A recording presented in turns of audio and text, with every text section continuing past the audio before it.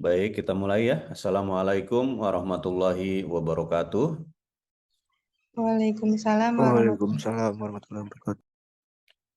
Alhamdulillah hari ini setelah kita UTS, kita mulai belajar kembali. Walaupun mohon maaf, saya masih menggunakan metode online karena bulan-bulan ini harus mempersiapkan laporan di Jakarta ya. Mungkin minggu lusa tuh baru saya bisa agak santai. Nah, kemarin sebelum UTS saya pernah sampaikan bahwa pembelajaran kita nanti akan dilanjutkan dengan observasi. Pertanyaannya untuk kelas K, apakah sudah membuat surat izin observasi? Sudah belum? Siapa ketuanya? Ya, kalau saya lihat di sini ada sudah dikirim nama-nama kelompoknya nih. Waduh, nggak bisa di-download lagi. Ini nanti minta tolong dikirim lagi nih, kelompok Mandris 2K, nggak bisa di-download lagi. Apakah sudah ngirim surat observasi ke lapangan? Belum, Bapak. Oke. Saya hari ini ingin menjelaskan step-step yang harus kalian lakukan ya. Yang pertama adalah nanti kalian silahkan masuk ke website kampus, ke ekonomi peb.ugj.ac.id. Ya, ingat dicatat nih. Kemudian di sini ada surat pengantar mahasiswa, ini diklik ya. Nanti kalian login di sini, kalau belum registrasi silakan lakukan registrasi. Setelah itu nanti login, baru kalian bisa membuat surat observasi atau surat praktek. Ya, tapi surat observasi lapangan tuh ada. Nanti mata kuliah yang kalian pilih itu mata kuliah manajemen resiko. Jadi nanti seperti itu ya, jangan lupa. Ini juga dulu saya yang buat kayak begitu. Nanti setelah kalian input, kemudian namanya siapa saja, dosennya saya, di situ pilih, kemudian nanti kalian simpan secara otomatis, nanti tinggal ngambil ke TU saja ya. Tinggal ngambil ke TU saja, baru nanti kalian antarkan itu ke tujuan seperti itu. Jangan salah untuk tujuannya, hati-hati di dalam penulisan. Ya. Ini harus segera karena nanti penilaiannya dari sana kayak begitu ya. Kalian harus datang, pembagiannya nanti ke dinas mana saja. Ini di sini belum bisa dibuka nih saya. Kayak gitu. Nah, melanjutkan dari rencana kita, apa sih sebetulnya yang harus disiapkan oleh teman-teman gitu ya. Di sini saya ingin mencoba menyampaikan secara sederhana tahapan-tahapan kita di dalam melakukan identifikasi risiko di dalam sebuah organisasi ya. Dalam hal ini kita melakukan observasi di perusahaan orang lah, tugas gitu. Jadi nanti yang pertama, yang paling penting itu adalah ya, bahasa observasi MR. Adalah nanti teman-teman tahap pertama itu silakan untuk membuat ya surat pengantar dulu kayak begitu. Setelah membuat surat pengantar itu nanti biasanya akan ada jawaban kalian diterima atau enggak ya. Kayak begitu. Kalau memang nanti ini ada surat jawaban dari institusi ya. Surat jawaban itu nanti akan menjelaskan bahwa kalian itu nanti diperbolehkan atau tidak ya. Kalau diperbolehkan maka nanti ya di sini jika diperbolehkan nanti kalian melakukan langsung identifikasi ke lapangan ya dengan melakukan wawancara, kemudian apalagi telusur data ya. Tapi ini nggak harus sekaligus. Kemudian apa namanya ya recording ya. Recording ini baik dengan tulisan, dengan rekaman, foto dan lain sebagainya. Kayak begitu, dicatat. Nah, ini nanti tugas-tugas kalian pada saat nanti kalian ke lapangan. Kayak begitu. Ya. Jadi sudah paham tahapan-tahapannya, silahkan kalian membuat surat pengantar terlebih dahulu ya di sini. Kayak begitu, kemudian nanti baru kalian nanti akan mendapatkan surat jawaban. Jika diperbolehkan, maka nanti kalian tinggal melakukan kegiatan observasinya itu kapan. Nah, ini untuk teknis pelaksanaan. Sekarang kita kembali ke dalam pemahaman apa sih sebetulnya data-data yang ingin kita dapatkan di lapangan ya, sebelum kita masuk ke dalam alat bantunya. Jadi nanti teman-teman silahkan melakukan ya wawancara. Anggaplah umpamanya nanti kalian akan mendapatkan salah satu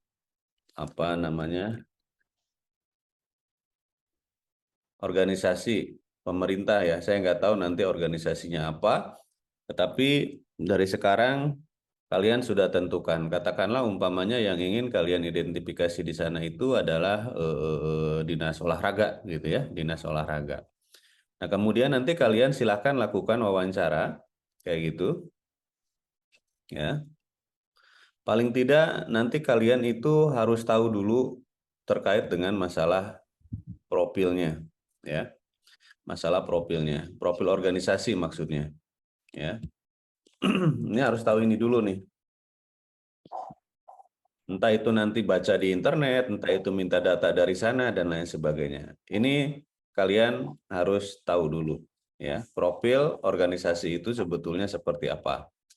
Nah, kemudian setelah itu nanti kalian harus tahu untuk batasan identifikasinya. Itu resikonya itu sampai mana? Karena di organisasi itu kan luas kayak begitu ya. Umpamanya katakanlah tadi di dinas olahraga. Oh, umpamanya kita hanya ingin mengambil masalah pembinaan atlet umpamanya. Nah, umpamanya hanya di skup itu saja, itu boleh gitu ya. Nah, setelah kalian mengetahui batasan identifikasi resikonya itu nanti di satker mana aja, atau di bagian mana aja, atau di departemen mana aja, kayak begitu. Nah, nanti kita akan mempersiapkan pertanyaan-pertanyaan yang harus kita sampaikan, kayak begitu, ya. Tadi setelah kita mempelajari profil, kemudian nanti sudah mengidentifikasi di mana saja, gitu ya.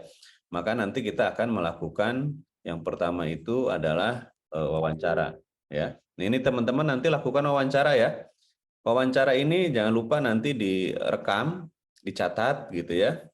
Boleh perorangan, boleh grup, terserah ya. Tetapi nanti kalian dalami di sana. Kayak begitu. Kemudian jangan lupa juga nanti ada dokumentasi yang harus kalian lakukan, karena ini dokumentasi ini untuk apa? Untuk nanti menginput di tools manajemen resiko. Ini kan kita baru ngumpulin data awal nih ya. Dokumentasi itu boleh bentuknya nanti dalam tulisan gitu ya. Ada juga dalam foto gitu. Karena ini nanti semua harus dilaporkan. Kemudian ada juga di dalam video. Nah, ini nanti saya akan minta laporan bentuknya seperti ini gitu ya. Nah, di dalam wawancara ini nanti teman-teman boleh bertanya bebas, tetapi paling tidak ya hal yang paling pertama itu kalian harus apa? Memperkenalkan diri ya, harus memperkenalkan diri dulu gitu. Kalian tuh siapa, dari mana, dalam rangka apa gitu ya. Nah, ini nanti memperkenalkan diri adalah ini jangan lupa nih, kalian tuh siapa? Umpamanya Pak, perkenalkan kami dari mahasiswa UGJ gitu ya. Gitu ya. Kemudian dari mana gitu ya. Datang ke sana itu untuk apa gitu ya. Kayak begitu. Dan bagaimana prosesnya? Bagaimana prosesnya? Kalian nanti jelaskan ke si bapak atau ke si ibu atau ke si kakak pimpinan di sana. Kayak begitu. Ini proses memperkenalkan diri gitu ya.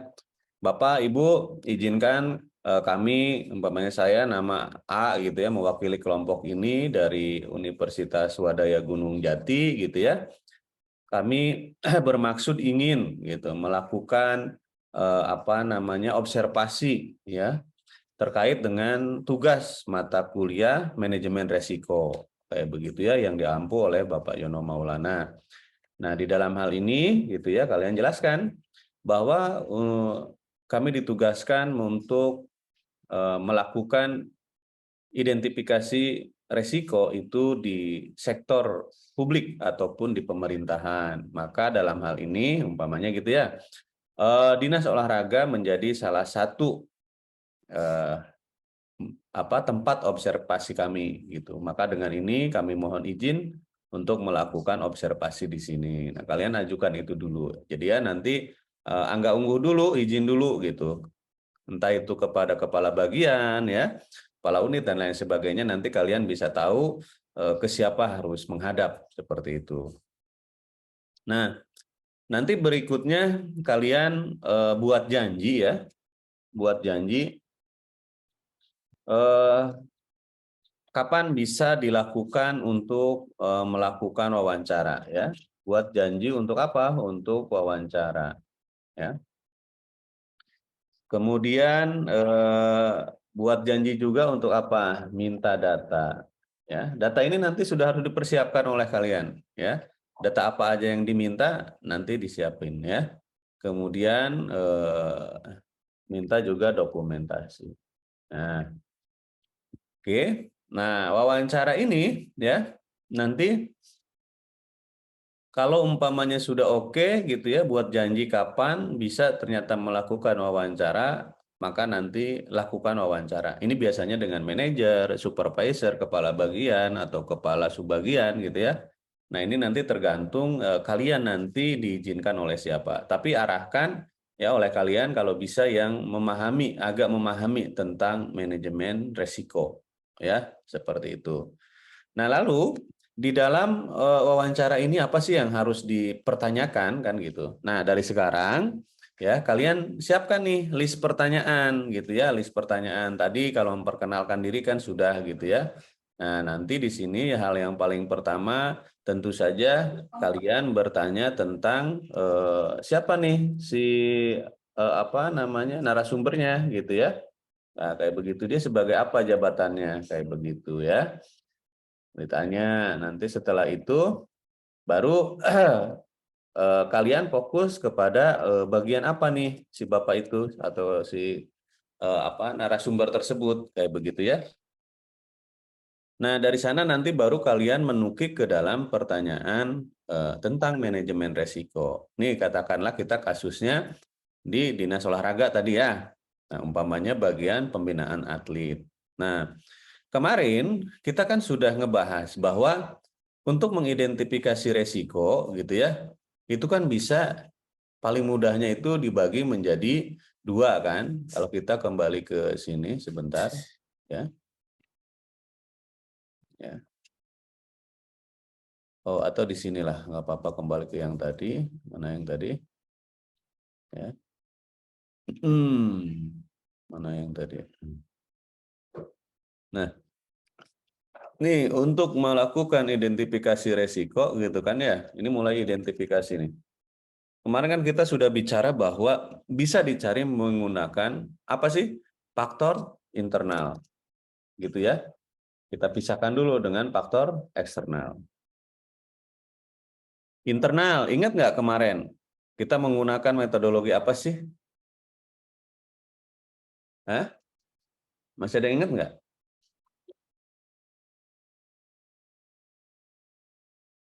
Hmm? 11 ya. Menggunakan SWOT, analisis ya, kekuatan, kelemahan dan lain sebagainya. Kalau eksternal itu menggunakan PES, politik, ekonomi, sosial, teknologi dan lain sebagainya. Oke lah di internal. Di internal ini yang harus kita tanyakan kan tadi masalah pembinaan atlet ya. Berarti dari struktural yang pertama, umpamanya yang paling pertama adalah soal apa sih? Oh, tentang SDM dulu deh gitu, ya. Kemudian yang kedua tentang apa? kayak begitu ya. Kalau umpamanya soal pembinaan tadi berarti kan sudah ada SDM. Kemudian ada apa lagi sih? Metode pelatihan umpamanya ya. Metode pelatihan atletnya itu bagaimana sih gitu ya. Kemudian yang keempat apa sih? Ya, yang berikutnya apa? Ya, katakanlah umpamanya kepemimpinan ya. Ini tentu nanti berbeda apabila perusahaan nanti beda ya. Kalau perusahaan berarti nanti ada bagian keuangan, bendahara gitu ya, operasional dan seterusnya kayak begitu. Kemudian yang berikutnya lagi ada apa sih? Umpamanya katakanlah sarana prasarana. Karena ini mendukung apa namanya atlet nih kayak begitu. Dan yang berikutnya apa sih? Katakanlah anggaran Pak umpamanya gitu ya. Nah, katakanlah ini yang ingin kalian identifikasi nih. Jadi harus caranya begini ya, ini dipetakan dulu ya, kayak begitu. Nah, setelah begini, ini nanti teman-teman tolong diperhatikan nih, ya. Jangan sambil tiduran, nanti saya tanya pada diem juga. Giliran UTS-nya jelek, pada uring-uringan ya, kayak begitu. Nah, di SDM nanti timbul pertanyaan kayak begitu. Pak, resiko apa sih yang terbesar di sumber daya manusia gitu ya? Nah, di sini tanya nih, risiko apa sih yang terbesar ya yang ada di bagian SDM kayak begitu di pembinaan atlet itu tadi gitu ya. Oh, umpamanya mereka jawab gitu ya. Mereka jawab cedera, cedera deh ya, cedera fisik umpamanya kayak begitu. Oh, oke. Kemudian apa lagi ya? Katakanlah apa namanya? Kaitannya dengan masalah apa kesehatan gitu ya. Terus apalagi katakanlah umpamanya apa sih namanya performa ya. Umpamanya tiba-tiba sering hilang tuh atletnya tuh gitu. Nah, ini adalah resiko-resiko. Kemudian nanti masih ada lanjutannya. Kalian tanya nih, ya, Pak, yang cedera itu, atlet itu di dalam 1 tahun biasanya angkanya paling kecil berapa, paling besar berapa, Pak? Oh, angka terkecilnya katakanlah umpamanya ya, itu 1 Mas, gitu ya, kayak begitu. Dan angka yang besarnya itu biasanya paling banyak kita sering melakukan itu pernah sampai katakanlah 5 orang Mas, umpamanya gitu ya. Nah, ini data nih, kayak begitu. Kemudian di kesehatan, atlet dalam 1 tahun paling sedikit berapa kali sakit sih Pak, umpamanya kejadiannya? Oh, itu agak banyak tuh kalau di Cirebon umpamanya. Paling sedikit aja di Cirebon itu bisa katakanlah umpamanya 5 orang gitu ya. Dan yang besarnya itu bisa tuh kita pernah sampai di atas 10 orang di dalam 1 tahun. Nah, ini harus didapatkan nih data-data tersebut gitu ya. Ingat nih harus diperhatikan. Lalu performanya bagaimana Pak? Nah, performa yang terburuk itu katakanlah ya. Nah, ini yang atas itu kuantitatif, kalau yang bawah ini berarti kualitatif. Bagaimana nih cara ngukurnya mereka? Oh, mereka eh, apa namanya? Tingkat kerajinan latihannya katakanlah performanya itu apa ya? Katakanlah umpamanya eh aduh, apa namanya? Nih, performanya itu biasanya mereka badan lemas gitu ya, ngantuk gitu. Nah, ini hal kecilnya nih. Hal besarnya adalah mereka pernah sampai dengan katakanlah demam, mual dan lain sebagainya. Nah, kayak begini ya. Nah, ini anggapannya di SDM ini kita identifikasi ternyata ada 3 resiko nih. Nah, begini cara ngidentifikasinya tuh sehingga nanti gambaran besarnya seperti ini ya. Kemudian nanti kita lanjut nih di metode latihan. Di metode pelatihan itu seperti apa? Nah, ada nggak sih resiko yang terjadi di dalam pelatihan umpamanya katakanlah? Oh ada, katakanlah. Seperti apa sih? Katakanlah di sini di dalam metode pelatihan itu katakanlah kesalahan penyampaian ya metode. Jadi harusnya itu pertama nggak taunya diberikan terakhir dan lain sebagainya. Kemudian Apalagi sih? Umpamanya katakanlah kesalahan, kemudian apa? Edukasi ya, kayak begitu terhadap atlet kayak begitu ya. Kemudian apa nih? Katakanlah tidak sesuai standar apa namanya nasional ya atau Asia gitu ya. Nah, ini nanti bisa ditanya nih ke mereka kayak gitu ya. Dan seterusnya, ini berarti di metode pelatihan ada 3 resiko yang timbul ya. Oke.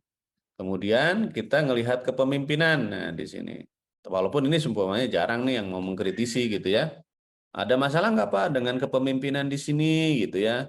Umpamanya gitu. Umpamanya oh iya, pemimpinan di sini tuh agak acuh umpamanya gitu ya. Nah, ini resikonya nih. Kemudian apa sih? Tidak peduli gitu ya. Tidak peduli acuh sama aja sih. Kayak begitu. Kemudian apa lagi? Apa ya? Katakanlah kurang evaluasi kayak begitu ya.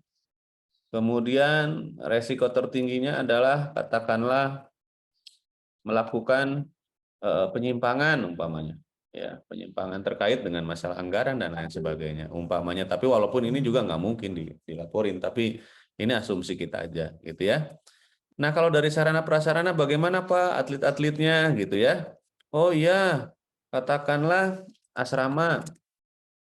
Nah, ya katakanlah umpamanya di sini barak barak atlet ya, kerusakan barak umpamanya ya, tempat tidur mereka tuh katakanlah jogging track rusak umpamanya.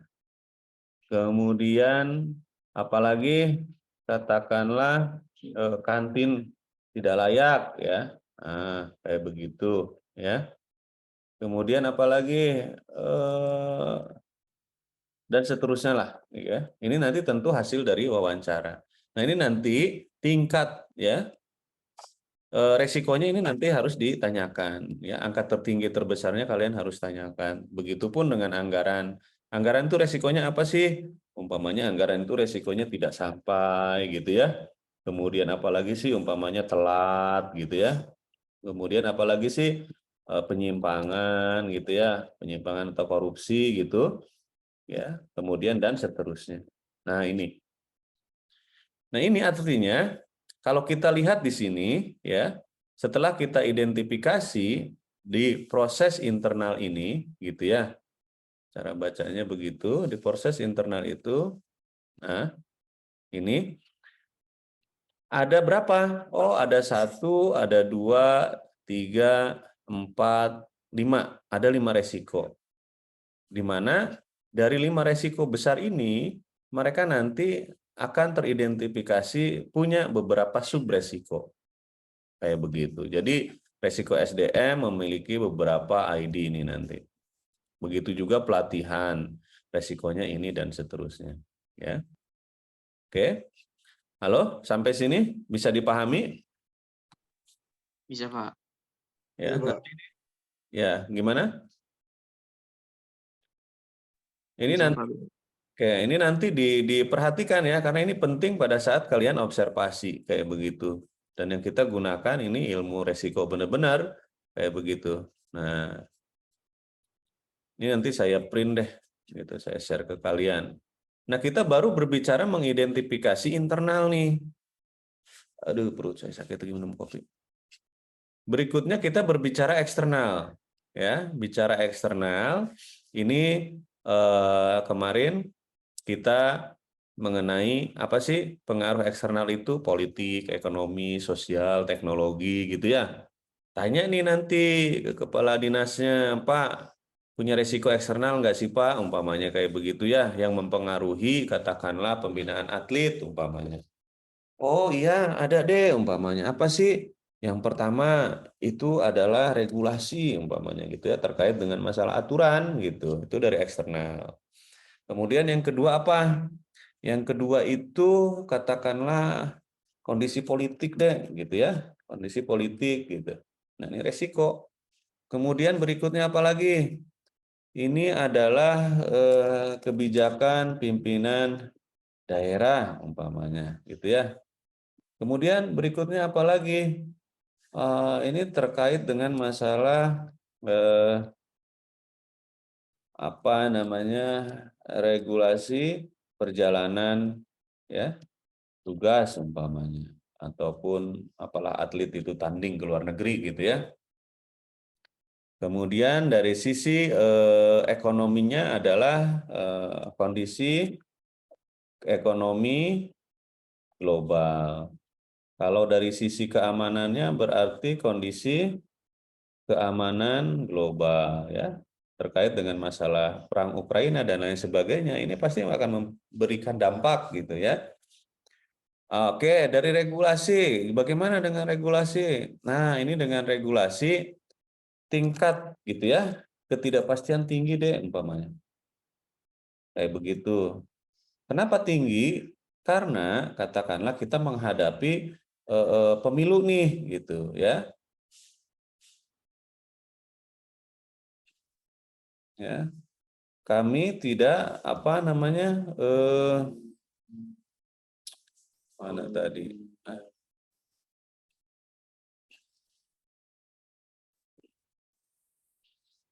Ya, kami tidak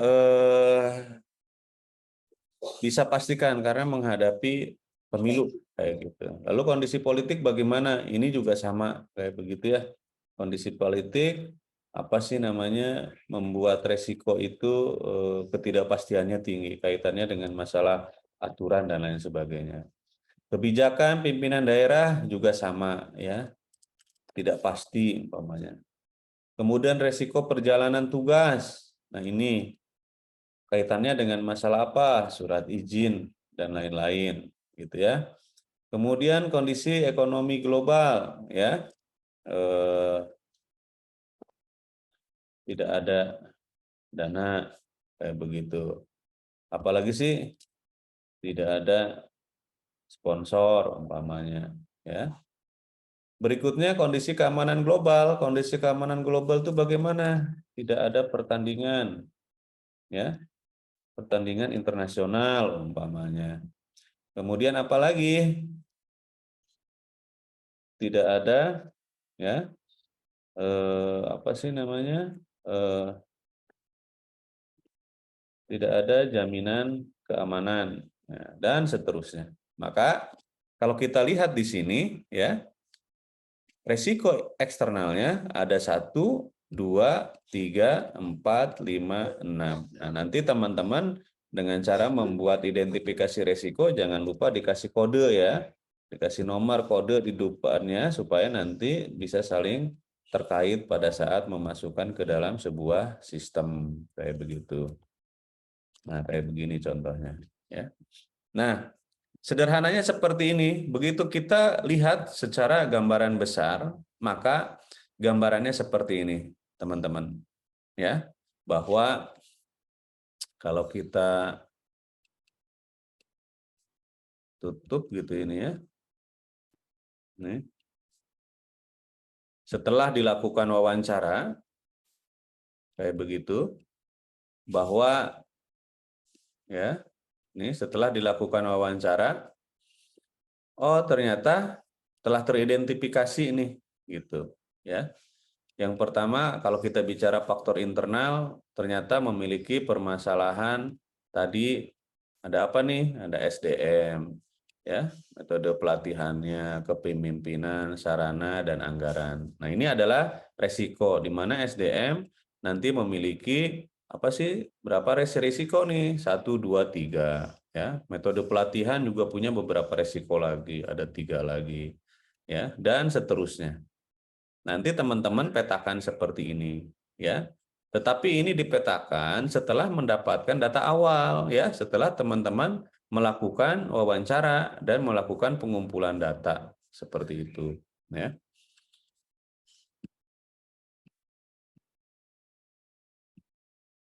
Nah, ini kurang lebih gambarannya sama aja sih bolak-baliknya.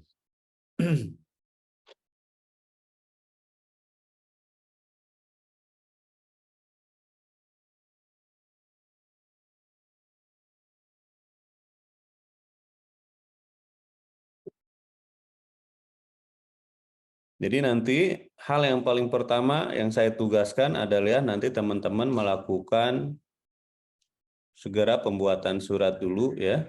Setelah itu nanti baru bisa melakukan identifikasi seperti tadi. Nah, pada saat proses melakukan wawancara ya, nanti teman-teman jangan lupa melakukan apa? Dokumentasi ya. Melakukan dokumentasi dengan cara apa? Di foto ya. Tadi jangan lupa yang ini nih, foto, video dan lain sebagainya ya. Ini direkam ya, direkam karena nanti saya akan meminta laporan di dalam bentuk video recording. Jadi pada saat melakukan wawancara itu direkam, tulisan diminta, data diminta kalau ada. Biasanya kalau perusahaan-perusahaan nasional dan multinasional mereka sudah memiliki naskah manajemen resiko ya, walaupun ada kemungkinan juga dikasihnya mungkin tidak terlalu gampang gitu ya, tapi kalian harus bisa memastikan bahwa yang kami minta adalah resiko-resiko yang umum gitu ya. Nah, di sini nanti kalian lakukan dokumentasi ini ya, minta data ini ya. Ini kalian minta data terkait dengan masalah MR ya.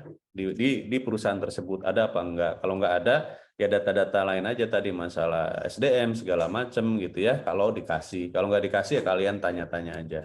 Kemudian catat gitu ya. Nah, kalau yang enak ini kalau seandainya kalian mendapatkan data MR, ini enak banget, kalian tinggal baca, kalian tinggal pindahkan. Nah, seperti itu prosesnya. Coba ini saya akan explore, kemudian nanti saya kirim ke kalian. Sudah belum nih? Oke, profil, batasan, dan aplikasi, bla bla bla bla. Ini contohnya.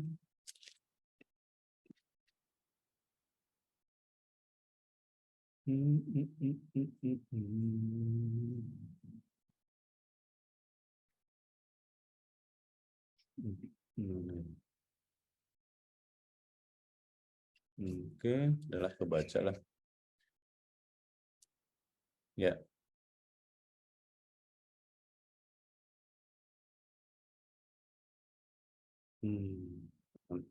Satu.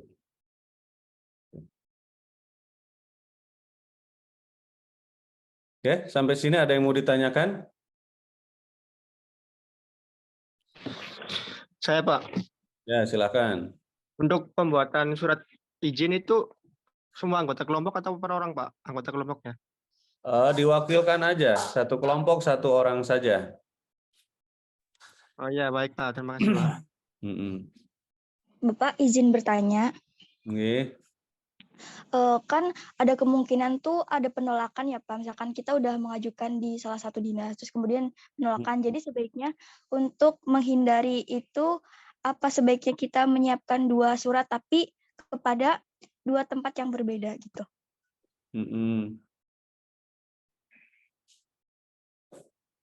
Jadi baiknya gimana ya Pak? Jadi apa kalau seandainya sebentar.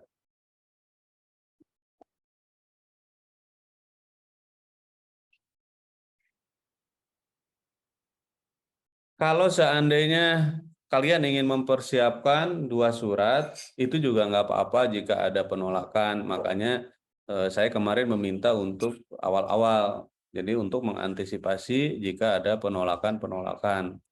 Nah, data yang spreadsheet kemarin kalian kirim ke saya itu hanya sebagai data awal saja karena saya yakin tidak semuanya mulus gitu ya.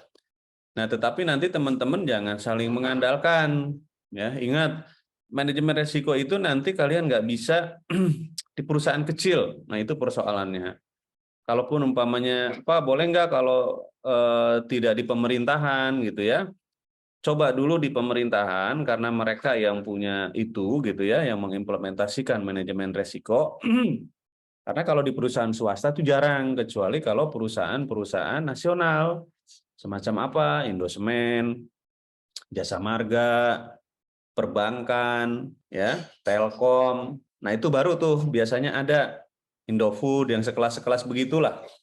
Ya, tetapi kalau perusahaan-perusahaan lokal, saya yakin nggak bakalan ada gitu. Nah ini juga boleh kalau seandainya Pak di pemerintahan kami ditolak terus nih, boleh nggak kalau seandainya kami coba ke salah satu bank gitu, itu boleh.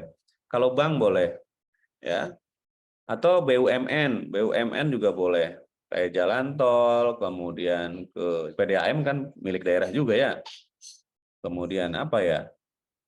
Sekelas perusahaan-perusahaan nasional lah, Pokpan, Java itu boleh ya. Atau Hyundai, batubara itu juga boleh. Apalagi batubara itu pasti ada banget itu. Kayak begitu. Itu tingkat resiko tinggi itu. Pelni, ya Pelni kan punya negara ya. Boleh, intinya boleh ya. Kayak begitu. Ada pertanyaan lagi? Dari teman-teman yang lain? Pak, izin bertanya, Mm-mm. kalau untuk yang performa itu harus paling kecil 1 tahun, apa 1 bulan juga boleh, Pak? Nah, jadi begini. Cara mengukur resiko di dalam sebuah organisasi, rentang waktunya itu adalah jangka pendek, yaitu selama 1 tahun. Ya, selama 1 tahun. Itu tadi kasusnya di dinas, beda lagi kalau nanti di perusahaan. Tapi yang jelas, rentang waktu pengukurannya adalah selama 1 tahun, 12 bulan ya. Jadi yang kalian tanyakan tuh begini, umpamanya nanti ke perusahaan gitu ya, katakanlah Indosemen. Pak, di sini suka kejadian kecelakaan nggak sih karyawan? Yang kalian tanyakan itu adalah dalam periode 1 tahun. Dalam 1 tahun itu kejadian kecelakaannya berapa? Oh, di kita rata-rata 5-10. Berarti 10 itu terbanyak, Pak. Iya. Nah, nanti kalian berarti merentang tuh. Oh, sedikitnya itu 2, banyaknya itu 10. Kayak begitu ya. Jadi periodenya di dalam 1 tahun dirata-ratakan. Jadi kejadian paling kecilnya berapa, kejadian paling besarnya itu sampai berapa. Nah, itu nanti kalian tanyakan. Entah itu yang kecelakaan, entah itu tentang kesehatan, entah itu penyimpangan. Kalau penyimpangan terkait dengan masalah anggaran, nanti kalian bisa tanya rupiah ya. Contoh, pernah kejadian penipuan nggak sih Pak, atau kerugian perusahaan? Oh pernah gitu. Berapa sih paling kecil? Oh paling kecil kita pernah rugi di angka 200 juta umpamanya. Terus pernah nggak paling ekstrim gitu ya, paling besar? Pernah. Kami pernah terjadi kerugian sampai dengan 1 miliar umpamanya. Nah, hal-hal yang begitu yang harus kalian cari tahu gitu ya. Paham sampai sini? Paham, Pak. Terima kasih. Oke. Sedikit saya menambahkan sekarang masuk ke dalam risk management tools-nya ya. Saya selalu bolak-balik. Nah, tadi kita kan menanyakan tuh ya, di sini ada yang disebut dengan tabel likelihood. Adalah kriteria kemungkinan munculnya resiko tadi yang kita tanyakan ya. Jadi kalau umpamanya kriteria kemungkinan terjadinya ke atlet itu cedera gitu ya, karena kesalahan pelatihan, itu kejadiannya berapa sampai berapa kali sih? Nah, kalian nanti di rentang di sini ya, dari 1 tuh sampai 5. Jadi kalau 1 itu sangat kecil, 5 itu ekstrim atau sangat besar. Nah, ini adalah likelihood ya, seberapa sering kemungkinan terjadinya sebuah resiko.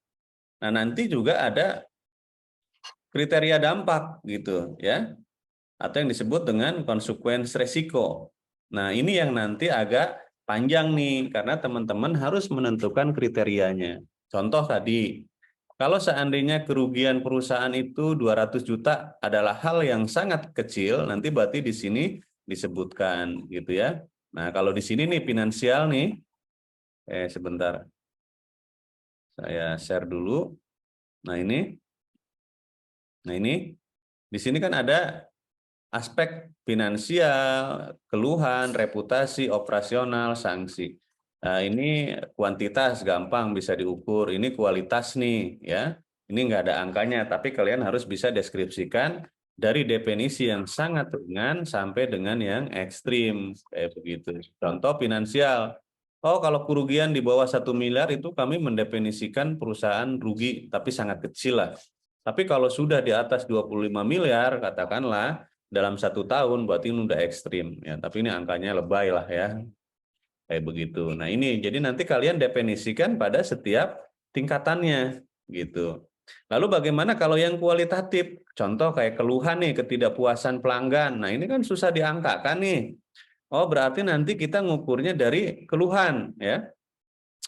Keluhan yang bagaimana? Oh, kalau mereka menyampaikan ya ketidakpuasan dengan cara apa namanya menyampaikan keluhan tetapi nggak kemana-mana lah istilahnya, hanya gerutu aja gitu, maka ini dianggap sangat ringan.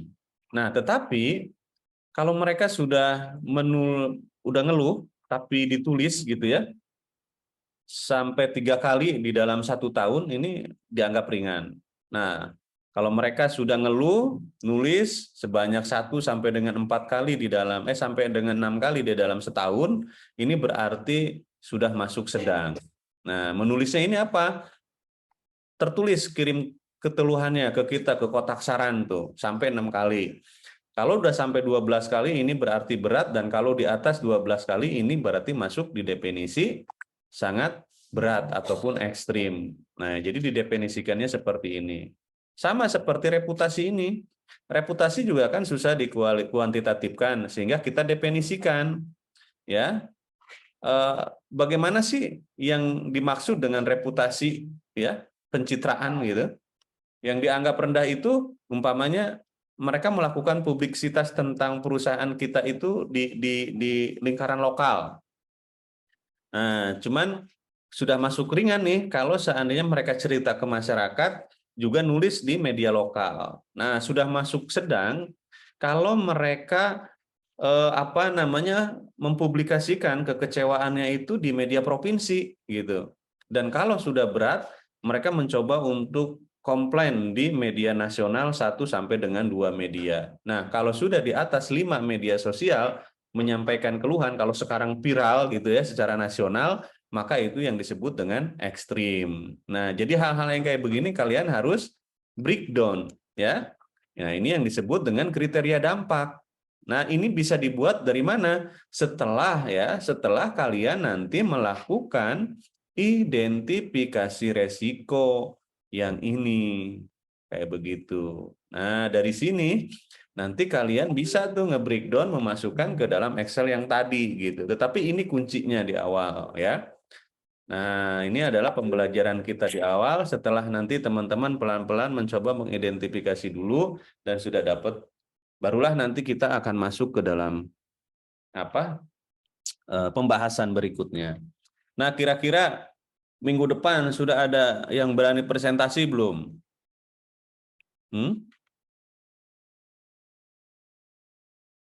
Belum pasti ya.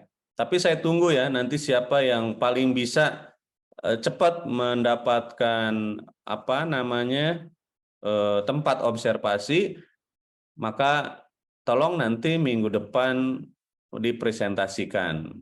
Minimal nanti kita akan melakukan wawancara, saya akan tanya-tanya apa yang sudah kalian dapatkan dari lapangan.